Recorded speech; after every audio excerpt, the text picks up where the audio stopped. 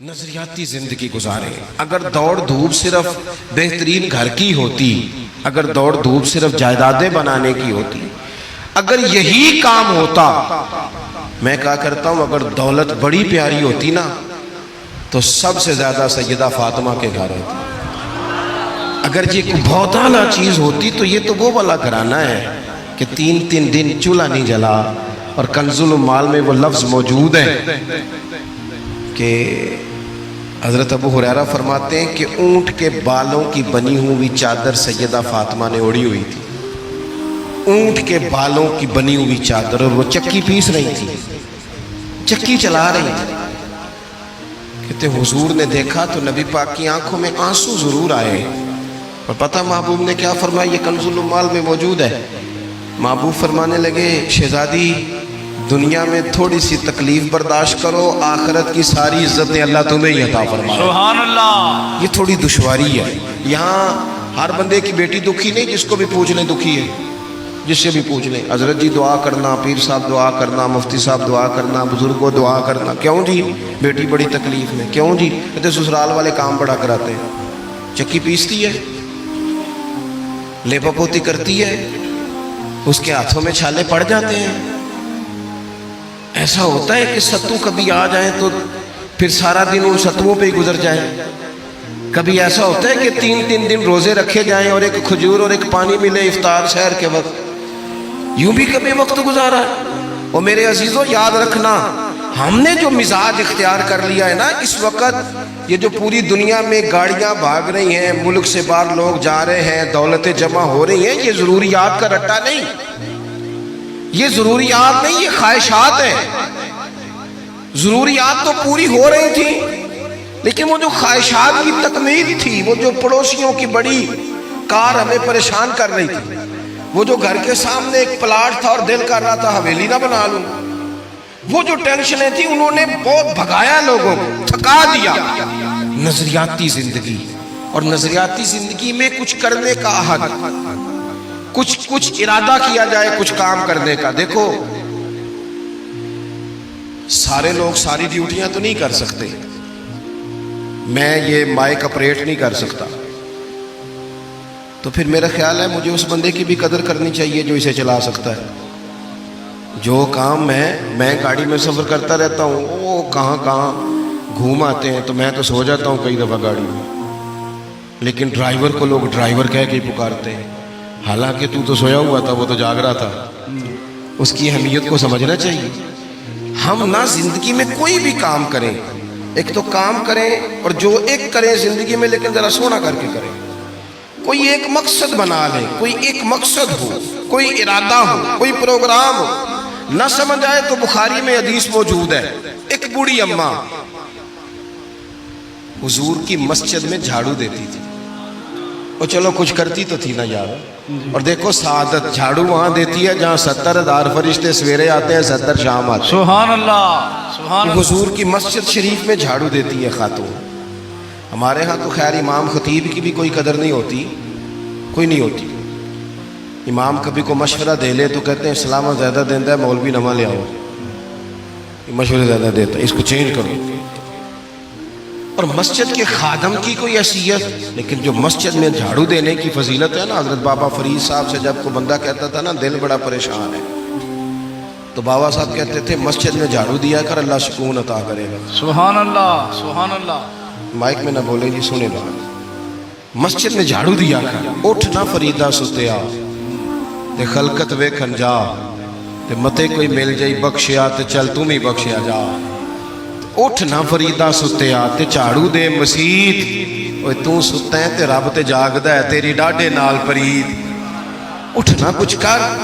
وہ خاتون چلو کوئی کام تو کرتی تھی نا. دیکھو نا گلی سے گزرتے ہیں لوگ، اب وہاں کھڈا ہے، سب کا موٹر سائیکل گاڑی سب تنگ ہوتے ہیں. جو بندہ ابھی گزر رہا ہے نا روڈ پہ، وہ تبصرہ کر رہا ہے کہ دیکھو بلدیہ والے صحیح نہیں کراتے. تبصرہ جو سارے کرتے ہیں، ایک کئی تے ایک دا بڑا، 2 بندے درکار ہیں، رستہ ٹھیک ہو جاتا ہے. پر اتنی محنت کرنے کو کوئی تیار ہے، کیونکہ ہمارے ملک میں جو شے سب سے عام ہے وہ تبصرہ ہے. تبصرہ کرو صبح و شام جتنا ممکن ہے، تبصرے کرو، ڈیوٹی یہی ہے ہماری. وہ خاتون مسجد شریف میں جھاڑو دیتی تھی، کوئی زندگی کا مقصد تو بنایا، کوئی نظریہ تو ہے۔ صحابہ نماز پڑھ کے چلے جاتے، خاتون جھاڑو لیتی، حضور کی مسجد شریف میں جھاڑو دیتی، بیمار ہو گئی، قربان جائے، حضور تیمارداری کے لیے تشریف لے گئے، رات کو انتقال ہو گیا، ٹھنڈ کا موسم تھا، حضور کا حکم ہے جلدی تدفین کر دو، صحابہ نے تکلیف دینا مناسب نہ جانا، اس خاتون کی تدفین کر دی۔ سارا کچھ جاننے والے رسول جو فرش پہ کھڑے ہو کے عرش کی خبریں دیں، وہ تشریف لائے اور آ کر کے پوچھا خبر کیوں نہیں دی مجھے اس بوڑھی کے جنازے کی؟ کوئی کام تو کرتی تھی نا، کوئی ڈیوٹی تو تھی نا، خبر کیوں نہیں دی؟ ویسے تو وارث جنازہ پڑھ لے تو دوسرا جنازہ جائز نہیں، وارثوں نے نہ پڑھا ہو تو دوسرا جنازہ پڑھا جا سکتا ہے، حضور تو خود وارث ہے نا ساری امت کے۔ ہائے ہائے، بے شک تو رسول کریم قبر پہ کھڑے ہو کے فرمانے لگے صفے بناؤ، میں دوبارہ جنازہ پڑھاؤں گا، سبحان اللہ، میں دوبارہ جنازہ پڑھاؤں گا۔ کیوں؟ زندگی میں کوئی خدمات تو ہے نا، کوئی ڈیوٹی تو ہے نا۔ پہلے تو ہم کچھ کرتے نہیں، اور اگر کرتے بھی ہیں تو صرف دوسروں کا دھیان ہی رکھتے ہیں، دوسروں پر توجہ ہوتی ہے کہ فلانا فلانا۔ بھئی آپ اپنا کام کریں، کچھ زندگی میں کر گزریں، کوئی ڈیوٹی کریں۔ اگر زندگی نظریاتی ہوگی، دیکھو ڈھیر سارے لوگ ہوتے ہیں، نام میرا ہی شاید آئے گا کہ مدرسہ انہوں نے بنایا ہے، مسجد انہوں نے بنائی، میرا ہی نام آئے گا اگر کہیں میں بناؤں گا، لیکن زمین دینے والے کا بھی ایک کردار ہوتا ہے، اس میں نقشہ نویس کا بھی ایک کردار ہوتا ہے، اس میں ایک اینٹ خرچ کرنے والے کا بھی کردار ہوتا ہے۔ پھر وہ کام ختم نہیں ہوتا، سریا وہ لینٹر ڈالنے والے جو ہوتے ہیں، ان میں جو سریا باندھنے والا ہے وہ بھی ایک قیمتی کردار رکھتا ہے۔ پھر کہتے ہیں الیکٹریشین کو بھی بلاؤ، پھر یہاں بھی کام ختم نہیں ہوتا، پھر اور اس کے گرد ڈھیر سارے لوازمات ہیں۔ جو بندہ جو کردار ادا کر، عالم اگر کتاب لکھ بھی دے تو ہو سکتا ہے کتابت نہ کر سکے، اور اگر کاتب بھی ہو تو ہو سکتا ہے اسے پبلش نہ کر سکے۔ تو یہ کچھ نہ کچھ خدمات، کچھ نہ کچھ ڈیوٹیاں۔ حضرت مولا علی شیر خدا نے چھوٹی عمر میں کہا تھا یا رسول اللہ دین کی مدد بھی کروں گا، آپ کی حفاظت بھی کروں گا۔ 63 سال عمر پائی اور ہر میدان میں اگلی صفوں میں، ہر میدان میں اگلی صفوں میں، ہر میدان میں اگلی۔ حضور سے وعدہ کیا تھا یا رسول اللہ ڈیوٹی کریں گے، خدمت کریں گے۔ ہمارے ہاں یہاں تو منصوبہ بندی ہو رہی ہے، امام غزالی سے آ کے کسی نے کہا حضور کو بندہ مخلص ملتا ہی نہیں، یہ بھی غلط ہو گیا، وہ بھی غلط ہو گیا، تو امام صاحب فرمانے لگے چل تو ہی مخلص ہو جا، تیری شکل میں تو کچھ لوگوں کو مخلص بندہ مل جائے، کچھ کر تو صحیح نا، صرف تبصرے۔ حضرت مولا کائنات نے عمر مبارک ساری دین کی خدمت میں لگائی، تو جب 63 سال کی عمر میں خنجر لگانا تو لوگ تو کہتے ہیں نا میرے پتر کا دھیان رکھنا اور میرے بچوں کا خیال کرنا اور فلانی ڈیوٹی کرنا۔ تو جب خنجر لگا تو حضرت علی کیا کہہ رہے تھے؟ فرما رہے تھے مجھے کعبے کی رب کی قسم علی تو کامیاب ہو گیا ہے، یہ دیکھو پانی پرن سہیلیاں تے رنگا رنگ کڑے تے پریا تھے اس دا جانی ہے نا جس دا توڑ چڑھے۔ فرمایا دیکھو میں نے کوئی ارادہ کیا تھا، آج میں کامیاب ہوا۔ باتیں زیادہ نہیں کرنی، بس ختم کرتا ہوں۔ جب یوں نظریاتی زندگی ہوتی ہے نا، نظریاتی، پھر بندہ تھوڑی سی تکلیف بھی سہ لیتا ہے۔ کوئی کام کر رہا ہے نا بندہ، صحیح بخاری میں حدیث ہے، ایک خاتون نے آ کے عرض کیا تھا یا رسول اللہ صلی اللہ علیہ وسلم مجھے مرگی کا مرض ہے، بڑی تکلیف میں ہوں۔ اللہ کے محبوب علیہ السلام سب کے لیے دعا کرتے، بلکہ حضور تو دست شفا پھیرتے تو اللہ کرم فرما دیتا، لیکن نبی پاک صلی اللہ علیہ وسلم کی خدمت میں عرض کی یا رسول اللہ صلی اللہ علیہ وسلم مرگی ہے۔ تو آج حضور نے انوکھی بات کی، وہ پیچھے صاحب بشیر صاحب تشریف لائیں، آگے تشریف لے آئیں جی۔ نبی پاک صلی اللہ علیہ وسلم نے نا جی آج نظریہ سمجھایا، توجہ ہے آپ دوستوں کی میری بات پر۔ حضور فرمانے لگے اگر تو کہے تو میں دعا کرتا ہوں اللہ شفا دے دے گا، اور اگر تو کرے صبر، معنی کیا ہے؟ مرگی کے ساتھ ہی گزارا کرے، اگر کرے صبر تو پھر میرا وعدہ ہے رب جنت عطا کرے گا۔ سبحان اللہ۔ ویسے ہم پیر صاحب کے پاس، سید صاحب کے پاس، بزرگوں کے پاس جائیں، پیر صاحب ہمیں کہیں کہ گوڑا ٹھیک کرانا ہے درد کے یہاں جنت چاہیے، ساڑھا کی جواب ہے اے گوڑے دا کچھ کرو نا جی، یہ سون نہیں دینا، یہی جواب ہے نا۔ لیکن نظریاتی لوگ نظریاتی ہوتے ہیں، نبی پاک صلی اللہ علیہ وسلم نے فرمایا کہ تو بتا، اگر تو کہے تو دعا کرتا ہوں اللہ شفا دے دے گا، اور اگر صبر کرے تو پھر تیرے لیے جنت ہے۔ اس خاتون نے ایک منٹ نہیں لگایا سوچنے پہ، یہ نظریاتی لوگ ہوتے ہیں۔ عرض کی یا رسول اللہ آپ دعا کر دیں رب مجھے جنت ہی عطا کرے۔ سبحان اللہ۔ کیا مطلب کہ میں گزارا کر لوں گی مرغی کے ساتھ، صبر کر لوں، مجھے اللہ جنت دے۔ حضور نے دعا کر دی۔ خاتون عرض کرنے لگی حضور جب مرغی ہوتی ہے تو جسم سے کپڑا ہٹ جاتا ہے، حیا آتی ہے، خاتون ہوں، عورت ہوں، تکلیف محسوس کرتی ہوں۔ محبوب نے دعا کر دی۔ صحابہ کہتے ہیں جتنی بھی مرغی ہوتی تھی اس کے کپڑے نہیں جسم سے ہٹتے تھے، جتنی مرضی بھی ہو کپڑا قائم رہتا تھا۔ دیر تک وہ بوڑھی اماں زندہ رہیں۔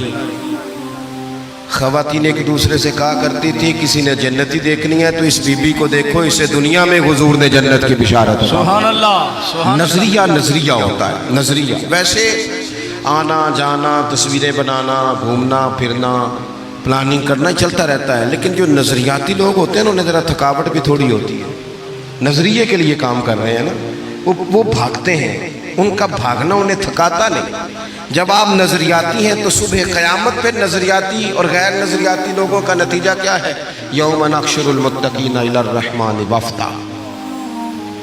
اللہ فرماتے ہیں یہ جو متقی ہوں گے نا انہیں رب کی بارگاہ میں پیش کیا جائے گا قیامت میں، پر مہمان بنا کے پیش کیا جائے گا۔ ان کا میزبان رب ہوگا، چونکہ انہوں نے زندگی تقوی میں گزاری، محتاط وقت گزارا۔ وَنُسُوقُ الْمُجْرِمِينَ إِلَىٰ جَهَنَّمَ وِرْدًا۔ اور یہ جو مجرم ہیں انہوں نے جرم کیے، من پسند زندگی گزاری، فرمایا انہیں پیاسے ہانک کے دوزخ میں پھینک دیا جائے، پیاسے ہانکے جائیں گے جہنم کی طرف۔ اپنی زندگی میں کچھ ارادہ کریں۔ دیکھیں دھوپ چھاؤں آئے گی، وہ ہمارے یہاں کچھ لوگ کہتے ہیں دکھی بڑے ہیں جی، ہنسے کیسے؟ تو میں کہا کرتا ہوں کہ اتنی تکلیفیں کسی کو نہیں آئیں جتنی حضور کو آئی ہیں۔ پر آپ فرمان پڑھیں، حضرت حارث بن عبداللہ کہتے ہیں میں نے تو مدینے والے محبوب کو جب بھی دیکھا ہے مسکراتے دیکھا ہے۔ سارے کام 7 سال چلتے ہیں لیکن اپنی زندگی میں کوئی مقصد ہونا۔ یہ جن بزرگوں کے ہم آراس میں آتے ہیں نا، انہوں نے کوئی مقصد حیات بنایا۔ یہ مت سمجھنا کہ ساری زندگی پھولوں پہ گزری، یہ عرس وغیرہ یہ سارے کام بعد میں ہوتے ہیں، بعد، ورنہ ڈھیر سارے صوفیہ ایسے ہیں جنہوں نے روڑے کھا کے وقت گزارا، بڑے ٹھیک ٹھاک روڑے کھائے، بڑی تکلیفیں برداشت کی، اور ان کی اگر آپ تاریخ پڑھیں گے تو بڑا کچھ ان کے ساتھ کیا گیا، بڑے معاملات ہوئے۔ ایسا نہیں یہ شہادت گاہ الفت میں قدم رکھنا لوگ آسان سمجھتے ہیں مسلمان ہونا، یہ بڑا مشکل کام ہے، اس سے ہو کے گزرنا پڑتا ہے۔ لیکن ڈیوٹی کریں، کوئی کام کریں، کچھ اپنے ذمے لیں۔ یہ جو ہم وقت گزار رہے ہیں نا جی، آپ یہاں کیوں بیٹھے کہتے ٹائم پاس کر رہا ہوں، تو میں کہتا ہوں اتنا ٹائم کہاں سے آیا جو آپ کو پاس کرنا پڑا؟ بہت سارے لوگ کہتے ہیں جی میں بور ہو رہا ہوں، تو میں کہتا ہوں یار بور ہونے کا ٹائم بھی تو ہونا چاہیے نا بندے کے پاس۔ آپ کے پاس ٹائم زیادہ ہے اس لیے بور ہو رہے ہیں، ہمیں تو ٹائم ہی نہیں ملتا بور ہونے کا۔ تو جب کوئی کام کرنا ہے آپ نے، جب آگے بڑھنا ہے، کچھ مقاصد حسنہ حاصل کرنا ہے، کچھ امور خیر سر انجام دینے، پھر زندگی میں ان کو طے کریں اور ان پر کام شروع کر دیں۔ دھوپ بھی آئے گی، چھاؤں بھی آئے گی، سکھ بھی آئیں گے، دکھ بھی آئیں گے، لیکن قافلہ رواں دواں رہنا چاہیے۔ اللہ تعالیٰ اس آستانہ نور کو ہمیشہ سلامت رکھے۔ میرا ایک اور جگہ پہ وعدہ تھا، مجھے وہاں آگے بڑھنا ہے۔ یہ جو محفلیں ہوتی ہیں یہ کبھی بھی ان کو شخصیات کی محفلیں نہیں بنانا چاہیے، ساری تقریری نظریے پہ کی ہے۔ محفلیں تو حضور کے نام کی، کوئی آئے گا کوئی جائے گا، یہ تو سلسلہ چلتا رہتا ہے، اس میں کبھی بھی یہ فوکس نہ کریں۔ آپ حضرت کے لیے آئے ہیں، بزرگوں کے لیے آئے ہیں۔ میں نے جب وعدہ کیا تھا تبھی گزارش کی تھی کہ مجھے اتنے کو بجے آپ موقع دے دیں تاکہ مجھے آگے بڑھنا ہے۔ کسی دوست کو اٹھنے کی ضرورت نہیں، بزرگ بیٹھے ہیں، سادات بیٹھے ہیں، یہ ٹھیک نہیں ہوتا، اچھا نہیں ہوتا۔ اطمینان سے بیٹھے آپ لوگ، صرف وہ 2-4 ایک سنگی جو میرے ساتھ ہیں وہ تشریف لے جائیں گے، باقی مرتب پروگرام ہے وہ اپنی ترتیب سے آگے بڑھے گا۔ آخر دعوانا